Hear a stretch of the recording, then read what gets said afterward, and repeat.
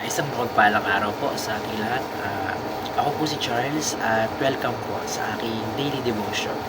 Sa araw na ito, atin pong itutuloy ang series na Teach Us to Number Our Days. Ating tatalakayin ang talatang Job chapter 14 verse 5. Sabi dito, a person days are determined. You have decreed the number of his month and have set limits he cannot exceed. So, sinasabi sa Bible verse na ito na ang ang araw daw ng mga tao, ang araw daw ng isang tao dito sa mundo ay bilang na, ay kumbaga meron ng sinet ang Panginoon kung ilang taon lang tayo sa mundong ito, kung ilang araw lang tayo, kung anong taon tayo mamamatay, ganun. So, sabi dito, you have set limits he cannot exceed. So ang Diyos daw nag-set ng limit. Nag-set siya kung hanggang ilang taon lang tayo sa mundong to, na hindi, sabi, he cannot exceed. So ibig sabihin, wala tayong magagawa. Pag kung sinet ng Panginoon na 70 years old mamamatay tayo. Hindi natin pwedeng mag-exit doon. So yun yung sinasabi dito sa Bible verse na ito, ano. So sa unang teaching, sabi dito, God ordained the numbers of our days. So ayun, tulad ng sabi ko, kumbaga talagang may itinakda ang Panginoon kung ilang araw lang itatag natin sa mundo. Kumbaga may sinet siya na edad kung hanggang anong edad lang tayo, no. So kahit na anong gawin mo, kung talagang nakatakda kang mamatay sa araw na ito, kung nakatakda kang kunin ng Panginoon sa gantong edad, wala kang magagawa. Kasi nga, kumbaga, God ordained na eh. Kumbaga, sinet na yun ng Panginoon eh. Talagang kahit anong alaga mo sa sarili mo, kahit anong pag-iingat mo, kung yun lang talaga yung tinakda ng Panginoon oras para sa'yo, ay yun na yun. Wala tayong magagawa. Wala kang magagawa. So, sa ikalawang teaching, ang sabi, God set a limit we cannot exceed. So, ayun nga, kung sinabi ng Panginoon na hanggang 70 lang tayo, hanggang 70 lang, hindi natin pwedeng gawing 71, hindi pwedeng gawing 72.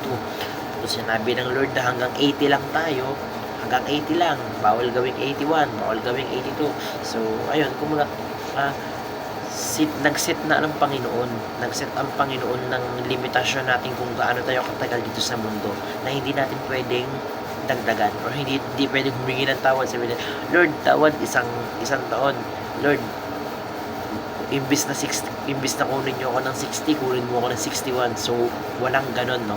So talagang dahil nag-set nga ang Panginoon na hindi natin kayang i-exceed, hindi natin pwedeng lampasan. Kung ano yung sinet niya, yun at yun na yun. So sa ikatlong teaching, ang sabi, God desires for us to have a life worth living. So ayun daw, gusto daw ng Panginoon na maging makabuluhan yung binigay niyang buhay sa atin. So dapat daw mabuhay tayo ng may impact, parang ganun, or mabuhay tayo ng yung parang meaningful life ba, parang ganun. So kunwari, kagaya ni Rizal, sabi ni Pastor Russell kanina sa video, si Rizal ay 30 something years old lang, pero sobrang makabuluhan yung buhay niya, no. So ayun daw, gusto daw ng Lord na despite na maiksi lang yung oras natin dito sa mundo, gusto ng Lord na mabuhay tayo ng makabuluhan, ng meaningful life. Yun. Punta tayo sa application, no. Sa unang application, ang sabi, drop a long-term lifetime.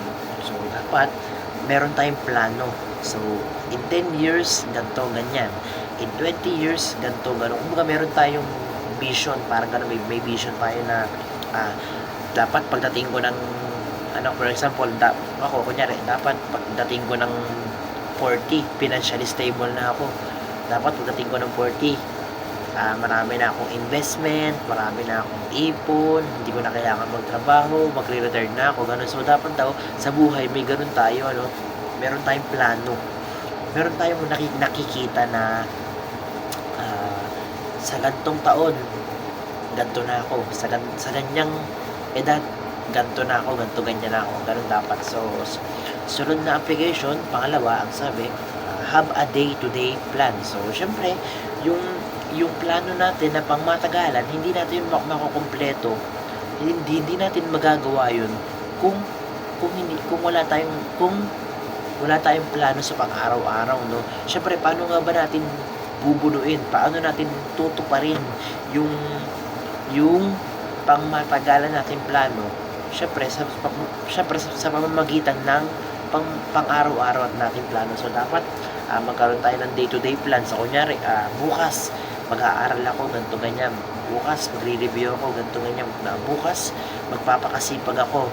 Bukas hindi ako tatamad-tamad, ganon-ganon. Bukas, tutulong ako sa gawaing bahay. Bukas, mag-aaral ako. Kumbaga, dapat ganon. Kumbaga, dapat meron tayong day-to-day plan. Kumbaga, unti-untiin natin na ihulma yung sarili natin, na maging masipag, na maging mabait, ganon-ganon.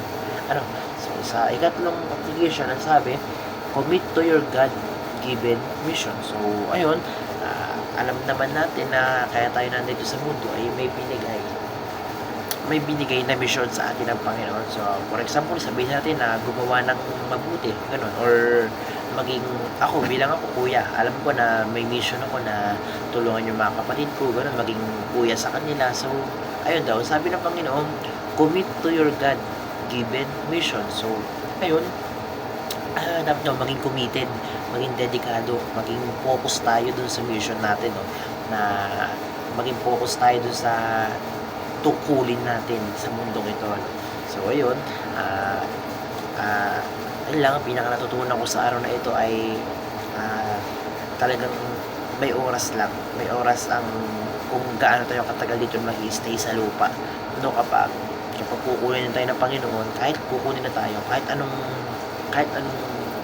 kumbaga, wala kang palag, hindi mo mapipigilan, wala tayong karapatan na ganito ganyan, kahit na anong alaga natin sa sarili natin, kung kukunin na tayo, kung oras na natin. So ayun, dapat bago dumating yung araw na yun, ay makompleto natin or mamuhay tayo ng life worth living. So dapat maging makabuluhan yung buhay natin. So yun lang po, sa araw yun lang po, ito na po ang katapusan ng aking devotion sa araw na ito. Maraming salamat po, napakarami ko po natutunan sa araw na ito. Glory to God po. Thank you.